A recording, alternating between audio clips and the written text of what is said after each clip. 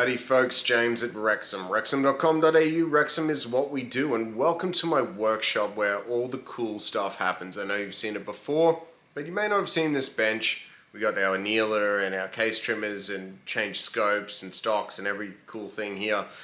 But today I am coming to you because I have a review on two really cool products, and this has been on the back burner for some time, but I do have a responsibility to keep my word, and I am going to do that review today. So we are going to be reviewing some Thermtec thermal products, specifically the 650L, which is a thermal monocular, and the RS660 rifle scope.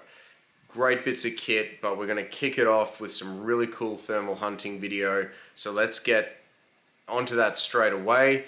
Let's get our serious face on, and then we can get into the review. At the end of this though, I also, because I got an opportunity, want to review the JARD trigger, J-A-R-D. It's an upgraded trigger for the Hauer. It's a cool piece of kit. I'm just going to tack that onto the end there because I used it all week. So without further ado, let's just get onto the video and then we'll have a chat about the products. Okay, here we go.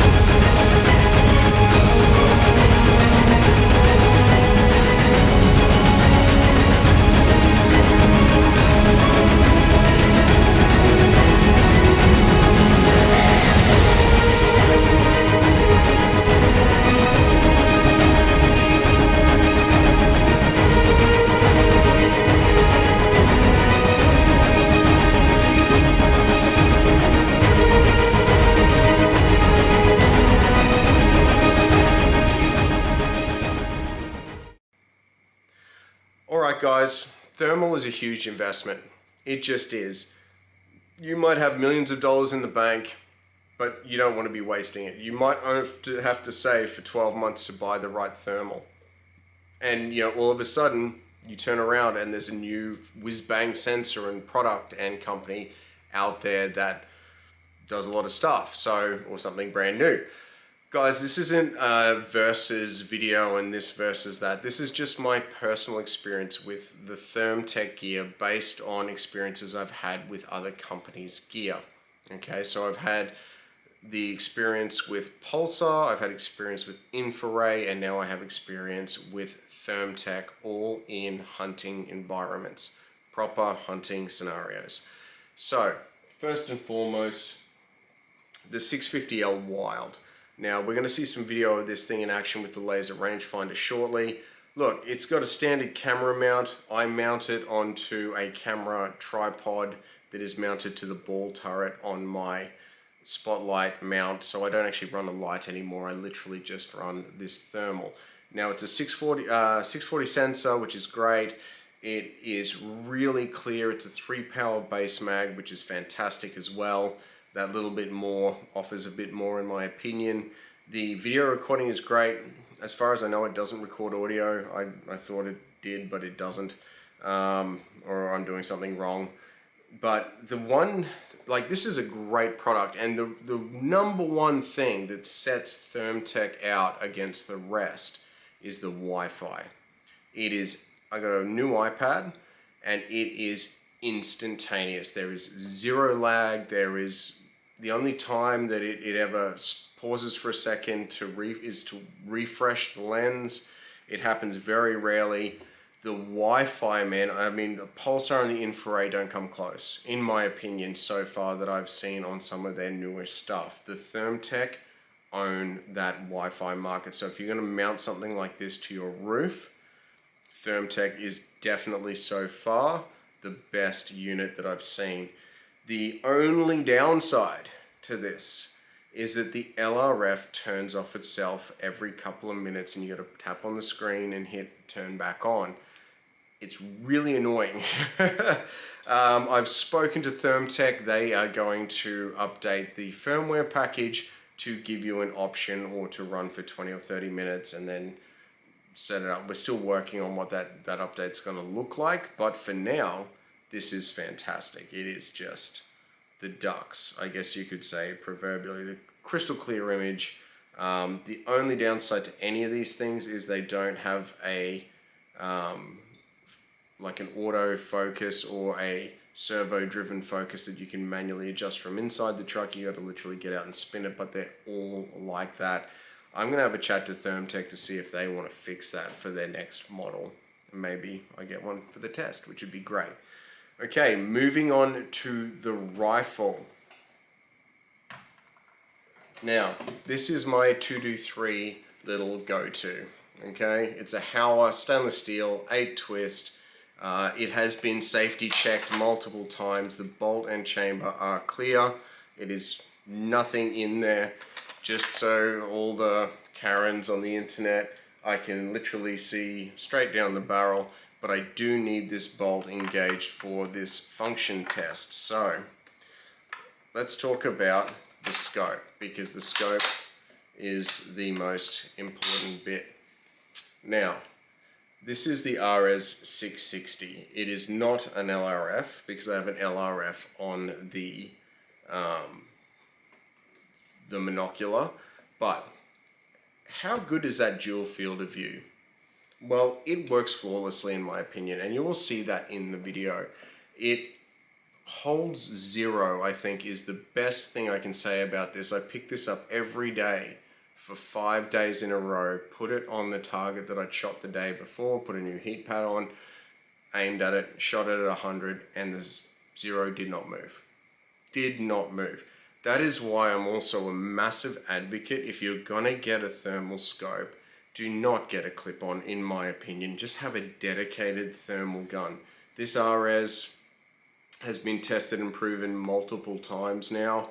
The battery life on it is awesome, and the image and picture quality is great. The videos actually don't do it justice, but we were smacking pigs and bunnies and dogs and stuff out at 200 meters, no problem. Genuine 200 meters, no problem. In fact, I think the longest shot in a pig was 250.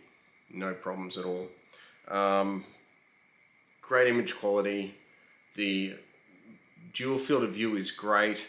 I actually have zero complaints about this rifle scope. The only thing that I would say that I would love to see is the base mag on this, I believe, is 1. If the base mag was 3, and then on the 60mm focal plane, the base mag was 6, 7, 8. So if you really wanted to take a long bomb at a fox at 200, 250 meters, you could get that super crisp image at that super long range. That would be a really cool thing. I just think that the 5, you're still stretching the lens a little bit when you start to get to 200, 250 meters. It's a bit of a stretch for it. But is it doable? Absolutely. You'll see that on the video. So the Wi-Fi app, it's so funny. The app for the Thermtec scope is a different app to the monocular, and that makes things a little bit confusing. I hope they fix that in the future with a firmware update. The app for the scope is not great. The app for the monocular is good. If you turn the iPad on its side, it expands its view. You don't have to do anything weird or wonderful. It just expands to basically full screen on your iPad, no problem. The scope, to get the videos off, it's just best to plug in because it's less annoying.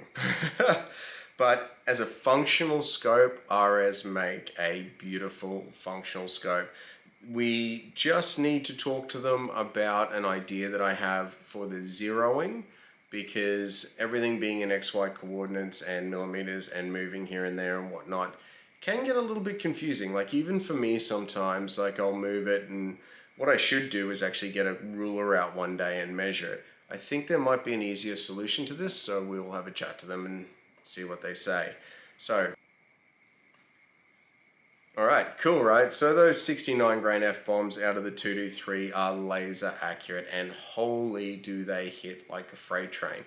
The 80 grain 243 RBTs, they were given an RBT or a rebated bow tail. Again, we actually went back to it just to provide a bit more structural integrity when hitting things like pigs and stuff like that. Because it is an expanded up 224 jacket at the moment, it is incredibly thin up front and tends to work like a hardcore varmint bullet. It really does. If it hits something soft, furry, dog, cat, fox, whatever, bunny makes a mess. But on pigs, obviously shot placement counts, but everything we hit with it fell. First shot. So that's a really good sign. Alright guys, so my final thoughts on the Thermtec gear. In my opinion, it is value for money, really, really good. I believe they're probably going to catch up with other products in the near future in terms of sensor quality and all like 1024s and all this sort of stuff. But the go-to thing that if I had to spend my money and invest in one of these scopes again, the dual field of view is cool. It's a cool feature and it works well. A little bit more setup on your side because you have to zero each one separately. But the big thing, regardless of what scope you choose, is the monocular's Wi-Fi. This thing's Wi-Fi, compared to the Pulsar and the Infrared, because they're the only other two brands I've used, stands alone as the very best. And I hope that they continue to really prioritize that lag and keep it how it is, or improve it even further. So guys, if I had to have my investment again, an LRF, Thermtec is great. Don't worry that the LRF shuts off intermittently.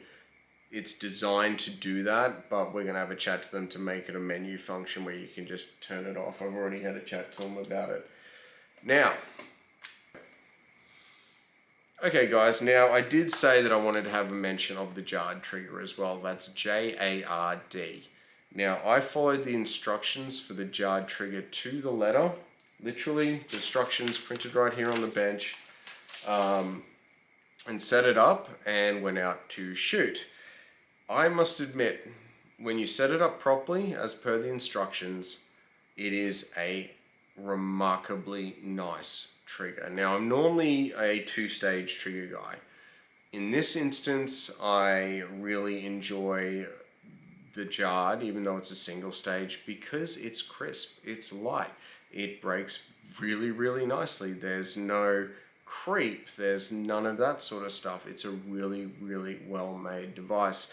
When I first got it, there was a bit of a take-up creep thing going on, but you just adjust it out. So there are instructions there on how to do it. You will need a tiny Allen key.